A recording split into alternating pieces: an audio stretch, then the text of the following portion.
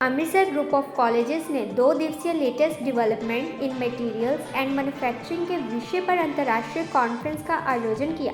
Latest development in materials and manufacturing में नवीनतम विकास पर अंतर्राष्ट्रीय सम्मेलन का उद्देश्य वैज्ञानिकों, शोधकर्ताओं, शिक्षाविदों, उद्योगपतियों और छात्रों के लिए राष्ट्रीय और अंतर्राष्ट्रीय विशेषज्ञों और उद्योग के नेताओं के साथ मिलने और मौजूदा रुझानों पर चर्चा करने के लिए एक अनूठा अवसर और अंतर्राष्ट्रीय मंच प्रदान करना है। पत्रकारों से बातचीत करते हुए Amritsar group of colleges Amritsar के प्रिंसिपल डॉक्टर विजय कुमार बंगा ने इस कॉन्फ्रेंस में USA, Canada, Australia, Germany, Japan, United kingdom, France, Singapore, Malaysia, Indonesia, Thailand, Iran और भारत से 418 शोध पत्र प्राप्त हुए हैं। उन्होंने कहा कि अनुसंधान के क्षेत्र में एक प्रतिष्ठित प्रकाशन में विशेषज्ञों की टीम द्वारा सहकर्मी समीक्षा के बाद कुल 160 पत्रों का चयन किया गया था। सभी शोध पत्र स्कोप्स इंडेक्स के साथ प्रकाशित हुए और ये पेपर साइंस डायरेक्ट पर भी उपलब्ध। इसी के साथ उन्होंने कहा कि तकनीकी शिक्षा के सभी क्षेत्रों में अनुसंधान को नए क्षेत्रों में मूल निष्कर्षों के उद्देश्य से गंभीरता से लिया जाना चाहिए।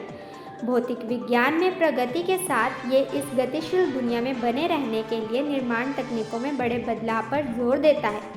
उन्होंने कंपोजिट मटेरियल्स और उनके अनुसंधान क्षेत्रों के भविष्य के प्रभावों के बारे में भी बात की। I am doctor Vijay Kumar Banga, principal Amritsar group of colleges Amritsar. आज साडे कॉलेज के अंदर 2 दिन की इंटरनेशनल कॉन्फ्रेंस ऑर्गेनाइज हुई, जिसका थीम सी international conference on latest development in materials and manufacturing. और ये कॉन्फ्रेंस जी है कि एल्सवेयर इसमें पब्लिश कर रहा है, प्लस जोड़ा इहदा एल्सवेयर का मटीरियल टुडे जर्नल है उसके अंदर ये पब्लिश होगी, which is Scopus index, which is highly reputed journal. Sir की चर्चा हुई विशेष तौर से इस सब्जेक्ट ਨੂੰ ਲੈ ਕੇ ਕੀ चर्चा रही जी? इस कॉन्फ्रेंस के दौरान सारी जी चर्चा मटीरियल्स और मैन्युफैक्चरिंग की है। मटीरियल्स अगर आप मटीरियल की गल कर रहे हैं, मतलब कि अज अगर आप स्टार्ट करिए बायोमैडिकल फील्ड तो लैके स्पेस के अंदर जाके डिफेंस के अंदर या होम अप्लायंसिस हर जगह नवे नवे मटीरियल्स आ रहे हैं। ਅੱਜ जब ਤੁਸੀਂ ਟੂਥ ट्रांसप्लांट कराने जाओ नवे तो नवा लाइट और बड़ा ड्यूरेबल मटीरियल ਤੁਹਾਨੂੰ अवेलेबल है। जॉइंट रिप्लेसमेंट लिए जाओ नवे नवे मटीरियल्स आ रहे हैं। प्लस इसी तरह स्पेस के अंदर लाइटर वेट मटीरियल चाहिए, ज़्यादा स्ट्रेंथ चाहिए, ज़्यादा हीट बेयरिंग कैपेसिटी चाहिए। ये इसी डायरेक्शन के अंदर काम हो रहा है। सो ये 2 दिनों के अंदर कॉन्फ्रेंस के अंदर सारा जो रिसर्च है इसके उपर ही प्रेजेंट किया कि नवी नवी की फाइंडिंग्स है, किहड़े मटीरियल्स आ रहे, किस तरह मटीरियल बनते हैं, मटीरियल्स का किस तरह आप एप्लीकेशन नवी नवी बना सकते हैं। क्या नई बात उभर के आई है जी मटेरियल को लेकर? कोई मॉडर्न मटेरियल के क्या चेंजेस आई हैं, क्या नई बात आई सर? आज अगर आप कोई भी मटेरियल चेक करेंगे, ऐसे फाइबर्स आ गए हैं जिनकी स्ट्रेंथ इतनी ज़्यादा है कि जो आज से हम पहले थे उनसे 100 टाइम्स ज़्यादा फाइबर की स्ट्रेंथ है, जो कि इससे पहले कभी पॉसिबल नहीं था। उसमें कॉम्पोजिट मटेरियल्स बनाए हैं। आज अगर आप देखेंगे तो वुड्स को यूज़ करके, लकड़ी को यूज़ करके ऐसे मटेरियल्स बनाए हैं बायोडिग्रेडेबल कि वो आपके जो जैसे जॉइंट रिप्लेसमेंट है उसके अंदर यूज़ करें। इससे पहले कभी किसी ने सोचा भी नहीं होगा कि वुड को भी यूज़ करके कंपोजिट बना के ऐसे मटेरियल बन सकते हैं। सो ये सारी जो रिसर्च फाइंडिंग्स है ये 160 हमने इस कॉन्फ्रेंस में पेपर एक्सेप्ट किए, जो कि एल्सवेयर के रिव्यू प्रोसेस के थ्रू आउट द रिसर्चर उसको रिव्यू करते हैं, उसके बाद हुए हैं। और इसमें लगभग हमारे पास 50 पार्टिसिपेंट जो है बाहर के देशों से हैं और जो कि ऑनलाइन इस कॉन्फ्रेंस में अपने पेपर प्रेजेंट कर रहे हैं। और लगभग 90 पार्टिसिपेंट जो हैं वो हमारे इस में फिजिकली कॉन्फ्रेंस में अटेंड किए, जिसमें से लगभग 50 के आसपास जो पार्टिसिपेंट हैं वो पंजाब के बाहर की स्टेटों से आए हैं।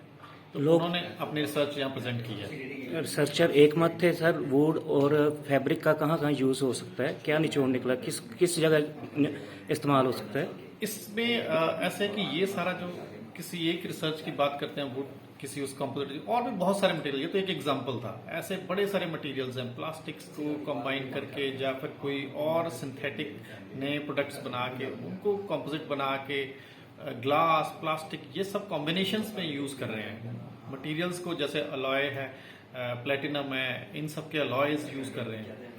तो इसमें क्या कि नॉर्मल बुक्स में आज ये सब नई फाइंडिंग्स नहीं मिलती। तो इसमें हमारे अमृतसर ग्रुप के कॉलेजेस के बच्चे, फैकल्टी और रिसर्चर्स सब मिलके इस पे इकट्ठे शोध देख रहे हैं और इन सब चीज़ों से वो एक प्रेरणा लेके आगे इस काम को एक्सटेंड कर सकते हैं।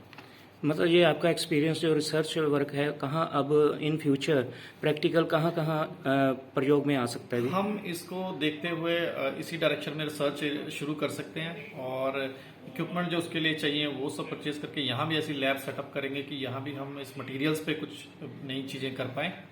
हमारी इस कॉन्फ्रेंस में जो चीफ गेस्ट थे professor Raghuvinder Prasad Tiwari ji, vice chancellor central university Bathinda के, उन्होंने इसमें अपना प्रेसिडेंशियल एड्रेस दिया। उन्होंने नैनो टेक्नोलॉजी के बारे में बात की। नैनो टेक्नोलॉजी भी मटेरियल्स पे है कि नैनो टेक्नोलॉजी के यूज से अलग अलग तरह की एप्लीकेशंस है। उन्होंने एशियंट इंडियन टाइम के जो टेम्पल्स हैं, गुरुद्वाराज हैं, जो उनमें पेंटिंग्स लगी हुई हैं, उनमें ऐसे मटेरियल हैं जो आज तक खराब नहीं हुए।